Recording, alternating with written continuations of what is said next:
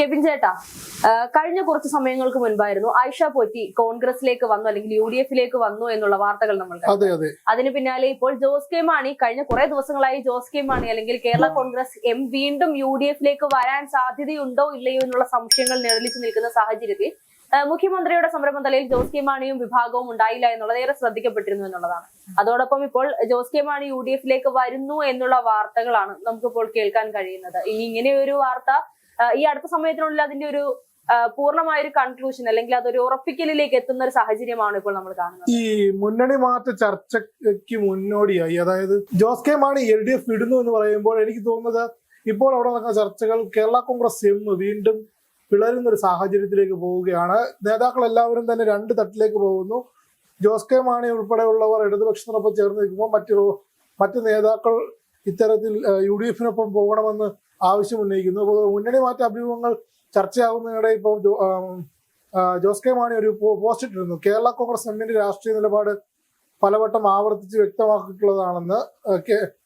അതായത് ഇടതുമുന്നണിയുടെ സമരപരിപാടിയിൽ പങ്കെടുക്കാത്തതിന്റെ കാരണവും വിശദമായി കുറിച്ചുകൊണ്ടാണ് ഇപ്പോൾ ജോസ് കെ മാണി ഒരു കുറിപ്പ് എഴുതിയിരിക്കുന്നത്. ഒഴിവാക്കാനാകാത്ത ചില സ്വകാര്യ ആവശ്യങ്ങൾ ഉള്ളതിനാലാണ് കേരളത്തിന് പുറത്ത് ഇപ്പോൾ യാത്ര ചെയ്യേണ്ടി വരുന്നത്. ഈ കാരണത്തിലാണ് തിരുവനന്തപുരത്ത് ഇടതുമുന്നണി സംഘടിപ്പിച്ച സമരപരിപാടിയിൽ പങ്കെടുക്കാതിരുന്നത്. ഈ വിവരം മുന്നണി നേതാക്കൾ മുൻകൂർ അറിയിച്ചിട്ടുണ്ട് എന്ന് പറയുന്നു. പക്ഷെ എന്നാലും നോക്കൂ, ഇപ്പൊ ആയിഷ പോറ്റിയെ UDF ചൂണ്ടിയ സാഹചര്യത്തിൽ കൊട്ടാരക്കരയിൽ എന്തായാലും UDF-ന്റെ സ്ഥാനാർത്ഥിയായി ആയിഷ പോറ്റി തന്നെ വരുമെന്ന് പറയുന്നു. ഇനിയിപ്പോൾ LDF-ന്റെ ഭാഗമായി നിൽക്കുന്ന ആരൊക്കെ പോകണമെന്നുള്ള ചർച്ചകൾ ടീം UDF കൃത്യമായി പണി തുടങ്ങിയിരിക്കുന്നു.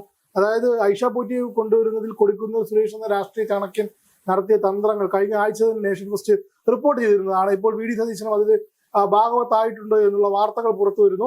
മറ്റൊരു കാര്യം, ജോസ് കെ മാണിയുമായിട്ട് സണ്ണി ജോസഫ്, KPCC പ്രസിഡന്റ് സണ്ണി ജോസഫ് ചർച്ചകൾ നടത്തുന്നു. അതായത് വന്നു കഴിഞ്ഞാൽ സീറ്റിന്റെ കാര്യത്തിൽ ഉൾപ്പെടെ ധാരണ ഉണ്ടാക്കാം എന്നുള്ളത് കഴിഞ്ഞ ദിവസം നമ്മുടെ സബ് എഡിറ്റർ മേഘയുമായി നടത്തിയ അഭിമുഖത്തിലാണ് മാണി സി കാപ്പൻ പറഞ്ഞത്. പാല ഒരു കാരണവശാലും വിട്ടുകൊടുക്കില്ല, അവിടെ തന്നെയാണ് മത്സരിക്കുന്നത്. അപ്പൊ രാഹുൽ മാങ്കൂട്ടത്തിന്റെ കാര്യം ചോദിച്ചപ്പോൾ പാലക്കാട് മാറ്റിയിട്ട് പാലായിലേക്ക് വന്ന് അദ്ദേഹത്തിനോട് സ്വതന്ത്രനായി മത്സരിക്കാനൊക്കെ വലുത ചുവ നിറഞ്ഞുകൊണ്ട് അദ്ദേഹം പറയുന്നൊരു സാഹചര്യമുണ്ടായി.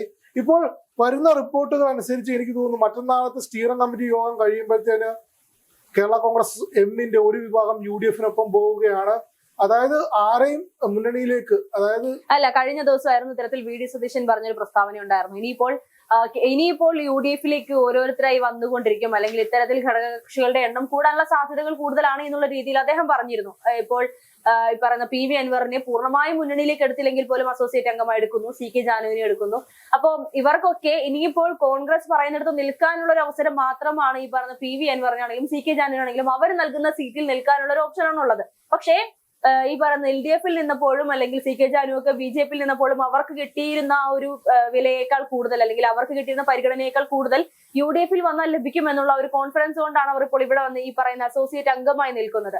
ഈ ജോസ് കെ മാണി നോക്കൂ, ജോസ് കെ മാണി അദ്ദേഹം അടിയുറച്ച് വിശ്വസിക്കുന്നത് ഇപ്പോഴും ഇടതുപക്ഷം അധികാരത്തിൽ വരുമെന്നുള്ളതാണ് വിശ്വസിക്കുന്നത്. അല്ല, അധികാരത്തിൽ വന്നാൽ പോലും ജോസ് കെ മാണിക്ക് കിട്ടുന്ന ഒരു പരിഗണന ഇനിയിപ്പോൾ കിട്ടുമോ എന്നുള്ള സംശയമാണ്. കാരണം ജോസ് കെ മാണിയെ ഇവർ കൂടെ ചേർത്ത് നിർത്തിയത് ക്രിസ്ത്യ വോട്ടുകൾ ലക്ഷ്യം വെച്ചാണ്. കഴിഞ്ഞ തെരഞ്ഞെടുപ്പിൽ അത് അവർക്ക് നഷ്ടമായി എന്നുള്ള കൃത്യമായ ബോധ്യം LDF-നുള്ളത് കൊണ്ട് തന്നെയാണ് ഇപ്പോൾ ഇങ്ങനെ ഒരു ചേരിതിരിവ്. അവിടെയും ഒരു പ്രശ്നമുണ്ട് ഹർഷ. അതായത് മധ്യ കേരളത്തിൽ CPM എന്തെങ്കിലും, അതായത് LDF എന്തെങ്കിലും മുന്നേറ്റം ഉണ്ടാക്കിയിട്ടുണ്ടെങ്കിലും ആ ഘട്ടത്തിലും അതുണ്ടാക്കിയിരിക്കുന്നത് ജോസ് കെ മാണിയും കേരള കോൺഗ്രസ് എമ്മും മാത്രമാണെന്നുള്ള വസ്തുത വോട്ട് ഷെയറിന്റെ ഉൾപ്പെടെയുള്ള കാര്യത്തിൽ നമ്മൾ വിസ്മരിച്ചു പോകരുത്. നോക്കൂ, ഈ JB കോശി കമ്മീഷൻ റിപ്പോർട്ട് വരുന്നതോടുകൂടി എന്തെങ്കിലും തരത്തിലുള്ള മാറ്റം വരുമെന്നാണ് ഇപ്പോഴും കേരള കോൺഗ്രസ് എം പ്രതീക്ഷിക്കുന്നത് എന്നാണ് പൊതുവെയുള്ള ഒരു വിലയിരുത്തൽ. അതിനു വേണ്ടിയുള്ള ദ്രുതഗതിയിലുള്ള നീക്കങ്ങൾ സെക്രട്ടേറിയറ്റിനകത്ത് ഉൾപ്പെടെ നടക്കുന്നുണ്ട്. അതിന്റെ ഏതെങ്കിലുമൊക്കെ ഇംപ്ലിമെന്റ് ചെയ്യാൻ സർക്കാരിന് സാധിച്ചാൽ ഈ അകന്നു നിൽക്കുന്ന ക്രിസ്ത്യൻ ന്യൂനപക്ഷ വോട്ടുകളെ ചേർത്ത് നിർത്താൻ സാധിക്കുമെന്നുള്ള വിലയിരുത്തലിലാണ് പോകുന്നത്. നോക്കൂ, ഇപ്പോൾ RJD വന്നു, നേരത്തെ പറഞ്ഞതുപോലെ. അതേപോലെ തൃണമൂൽ കോൺഗ്രസ് കേരള ഘടകം അമ്പുക്കൻ ടീമും വന്നു. അതേപോലെ ഇപ്പോൾ ആയിഷ പോറ്റി 15 വർഷം CPM-ന്റെ MLA ആയിരുന്ന ആയിഷ പോറ്റി വന്നു. ഇപ്പോൾ കേരള കോൺഗ്രസ് എം UDF പിളർത്തുന്നു എന്നുള്ള വാർത്തകൾ വരുന്നു.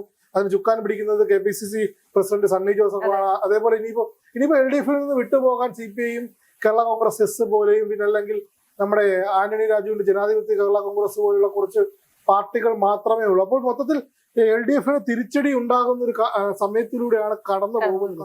എന്നാലും അവരുടെ, അതായത് LDF-ന്റെ സ്ട്രാറ്റജി എന്താണെന്ന് കൃത്യമായി ഇപ്പോഴും അവർ പുറത്ത് കാണിച്ചിട്ടില്ല. അവരെന്താണ് ഉന്നം വെക്കുന്നത് എന്ന്. അതായത് കഴിഞ്ഞ ദിവസങ്ങളിലെല്ലാം പല മുഖ്യധാരാ മാധ്യമങ്ങളുടെ ചർച്ചകളിലും കണ്ടിരുന്നു, സംസ്ഥാനത്ത് ഒട്ടാകെ ഒരു ഭരണവിരുദ്ധ വികാരം ഉണ്ടെങ്കിലും, അതായത് ഈ മണ്ഡലങ്ങൾക്കകത്തുള്ള MLA-മാരുടെ പ്രോഗ്രസ് റിപ്പോർട്ടുകൾ മികച്ചതാണ്, അതിലൂന്നിയായിരിക്കും പ്രവർത്തനങ്ങൾ. അല്ല, ഇപ്പോൾ ഇതേപോലെ തന്നെയായിരുന്നു, അല്ലെങ്കിൽ ഇതിന് സമാനമായ രീതിയിൽ തന്നെയായിരുന്നു തദ്ദേശ തെരഞ്ഞെടുപ്പിന്റെ സമയത്തും പറഞ്ഞിരുന്നത്. അതായത് ഭരണവിരുദ്ധ വികാരം അല്ലെങ്കിൽ ശബരിമല സ്വർണ്ണക്കൊള്ള വലിയ രീതിയിൽ ചർച്ചയാകുമെന്ന് പറഞ്ഞപ്പോൾ അതൊന്നും തദ്ദേശത്തിൽ ചർച്ചയാകില്ല. തദ്ദേശത്തിൽ ഈ പറയുന്ന കൗൺസിലർമാർ ആ ഒരു പ്രദേശത്ത് നടത്തുന്ന പ്രവർത്തനങ്ങൾ തീർച്ചയായും പൊതുജനങ്ങൾ മറക്കാൻ സാധ്യതയില്ല. അതുകൊണ്ട് തന്നെ അവിടെ നിന്ന് ഭൂരിഭാഗം ആളുകൾക്കും വിജയിച്ചു കയറാനുള്ള സാധ്യതകളുണ്ട് എന്നായിരുന്നു തദ്ദേശ തെരഞ്ഞെടുപ്പിന് മുൻപ് പറഞ്ഞുകൊണ്ടിരുന്നത്. പക്ഷേ ഇപ്പോൾ അതിനുശേഷം അവർക്ക് വലിയ തിരിച്ചടികൾ നേരിടുന്ന ഒരു സാഹചര്യം ഉണ്ടായി. ഇനിയിപ്പോൾ നിയമസഭാ തെരഞ്ഞെടുപ്പിലും ഇതേപോലെ തന്നെ നിലവിലുള്ള MLA-മാർ എത്രയൊക്കെ പ്രകടനം കാഴ്ചവെക്കുന്ന ആളുകളാണെന്ന് പറഞ്ഞാലും, അല്ലെങ്കിൽ എത്രയൊക്കെ ജനങ്ങളുടെ മനസ്സിൽ ഇറങ്ങിച്ചെന്ന ആളുകളാണെന്ന് പറഞ്ഞാലും, ഈ പറയുന്ന ഭരണവിരുദ്ധ വികാരവും ഈ പറയുന്ന പൊതുജനങ്ങളെ ബാധിക്കില്ല എന്ന് പറയപ്പെടുന്ന ശബരിമല സ്വർണ്ണക്കൊള്ള കേസും എല്ലാം തന്നെയും നിയമസഭാ തെരഞ്ഞെടുപ്പിലും പ്രതിഫലിക്കും എന്നുള്ളത് യാഥാർത്ഥ്യമാണ്. അതുകൊണ്ട് തന്നെ ആ ഒരു തിരിച്ചടി കൂടി ഇപ്പോഴും CPM പുറമെ പ്രതീക്ഷിക്കുന്നില്ല എന്ന് പറയുമ്പോഴും ആ ഒരു തിരിച്ചടി പ്രതീക്ഷിച്ചുകൊണ്ട് തന്നെയാണ് മുന്നോട്ട് പോയിക്കൊണ്ടിരിക്കുന്നത് എന്നാണ് നമുക്ക് ഇതുവരെ മനസ്സിലാക്കാൻ സാധിക്കുന്നത്. അതായത് നോക്കുമ്പോൾ UDF ഇപ്പോൾ വലിയ എഡ്ജ് സംസ്ഥാനത്തൊട്ടാകെ ലഭിക്കുന്ന ഒരു സാഹചര്യമുണ്ട്. അതിനെ എങ്ങനെ മറികടക്കും എന്നുള്ള തീവ്ര ചിന്തയിലാണ് ഇടതുപക്ഷം എന്ന് പറയുന്നത്. ഇടതുപക്ഷത്തിന് ഇപ്പോൾ അവർക്ക് കൃത്യമായ എന്തെങ്കിലും സ്ട്രാറ്റജി CPM-നെ സംബന്ധിച്ച് അറിയാം. അതായത് കോൺഗ്രസിനും UDF-നും ഉൾപ്പെടെ അറിയാവുന്നതാണ്. അവിടെ എന്തെങ്കിലും തരത്തിലുള്ള സ്ട്രാറ്റജികൾ പുറത്ത് വരേണ്ടതുണ്ട്. അതെല്ലാം നോക്കുന്നതിന് വേണ്ടിയിട്ടുള്ള സംവിധാനങ്ങൾ UDF ഒരുക്കിയിട്ടുണ്ട്. എന്നാൽ ഐഷ പോറ്റിയെ കൊട്ടാരക്കരയിൽ നിന്ന് UDF ക്യാമ്പിലേക്ക് എത്തിക്കാൻ ആയത് വലിയൊരു നേട്ടമായി കോൺഗ്രസ് കാണുന്നു. അതായത് ആദ്യ വിസ്മയമാണ്. ഇനിയും ഒരുപാട് വിസ്മയങ്ങൾ ഉണ്ടെന്നാണ് VD സതീശൻ പറയുന്നത്. അല്ല, ഈ പറയുന്ന കേരള കോൺഗ്രസ് എം ഇപ്പോൾ ഈ പറയുന്ന സണ്ണി ജോസഫ് സമീപിച്ചിരുന്നു എന്ന് പറയപ്പെടുന്നുണ്ട്. സ്വാഭാവികമായും ഈ ഒരു സമയത്ത് UDF-ലേക്ക് വന്നാൽ കൃത്യമായി UDF-നോട് ചോദിക്കുന്ന സീറ്റ് നേടാനായിട്ട് ചിലപ്പോൾ കേരള കോൺഗ്രസ് എമ്മിന് സാധിച്ചെന്ന് വരും. അവര് പറയുന്നിടത്ത് ചിലപ്പോൾ UDF കുറച്ചൊക്കെ ഒന്ന് അയഞ്ഞു നിൽക്കാനുള്ള സാധ്യതയുണ്ട്. പക്ഷെ ഇനി ഒരു സാഹചര്യത്തിൽ LDF-ൽ നിന്നും വിട്ടുപോരേണ്ടത് കേരള കോൺഗ്രസ് എമ്മിന്റെ ആവശ്യമായി മാറുന്ന ഒരു സാഹചര്യം വന്നാൽ അപ്പോൾ ഈ പറയുന്ന വിലയോ അല്ലെങ്കിൽ ഇപ്പോൾ പറയുന്ന ഈ പറയുന്ന പരിഗണനയോ ചിലപ്പോൾ UDF-ൽ നിന്നും ലഭിക്കണം. തീർച്ചയായിട്ടും അത് കൃത്യമായിട്ടുള്ള ഒരു പോയിന്റാണ്. അതായത് ഇപ്പോൾ കേരള കോൺഗ്രസ് ജോസഫ് വിഭാഗത്തിന് നൽകിയിരിക്കുന്ന സീറ്റുകൾ 10-ലധികം സീറ്റുകൾ അത് അവർ മത്സരിക്കുന്നതാണ്. ഇത് കേരള കോൺഗ്രസ് എം ഇതിലേക്ക് വരുമ്പോൾ ഈ സീറ്റിന്റെ നിലകളിൽ താളം തെറ്റുന്നു. പക്ഷേ സാധാരണക്കാരായിട്ടുള്ള പ്രവർത്തകർക്കിടയിലും അല്ലെങ്കിൽ ഇടത്തട്ടിൽ നിൽക്കുന്ന നേതാക്കൾക്കിടയിലും കൃത്യമായ ഭിന്നാഭിപ്രായമുണ്ട്. രാഷ്ട്രീയമറിയാത്ത, അതായത് ഒരു പ്രകമ്പനം സൃഷ്ടിക്കാനാകാത്ത കേരള കോൺഗ്രസ് എമ്മിനെ എന്തിനാണ് മുന്നണിയിലേക്ക് എടുക്കുന്നതെന്നൊരു ചോദ്യമുണ്ട്. എന്നാലും വരുന്ന 2 ദിവസങ്ങൾക്കുള്ളിൽ നമ്മുടെ ഒരു ടേക്ക് പ്രകാരം കേരള കോൺഗ്രസ് എം ഒന്നെങ്കിൽ പിളർന്ന് ഒരു വിഭാഗം UDF-നൊപ്പം പോകും, അല്ലെങ്കിൽ കേരള കോൺഗ്രസ് എം മൊത്തത്തിൽ പണ്ടത്തെ പഴയ കാലത്ത് നമുക്ക് ഓർമ്മയില്ലേ, അതായത് എങ്ങനെയാണ് കോൺഗ്രസിന്റെ ഉരുക്കുകോട്ടയായി മധ്യ കേരളം നിന്നിരുന്നത്, അല്ലെങ്കിൽ KM മാണി എന്ന് പറഞ്ഞ അധികാരികൻ എങ്ങനെയാണ് നിന്നിരുന്നത്. അതിനൊപ്പം തന്നെ അതായത് KM മാണിയോട് ചെയ്ത തെറ്റിന് അല്ലെങ്കിൽ KM മാണിക്ക് ഏറ്റ പ്രഹരത്തിന് തിരിച്ചടി കൊടുക്കാനായിട്ട് ജോസ് കെ മാണി തിരിച്ച് UDF-നൊപ്പം ചെയ്യുമോ, ചെയ്ത തെറ്റ് കുഞ്ഞുമോൻ തിരുത്തുമോ എന്നുള്ളതാണ് അറിയാനുള്ളത്.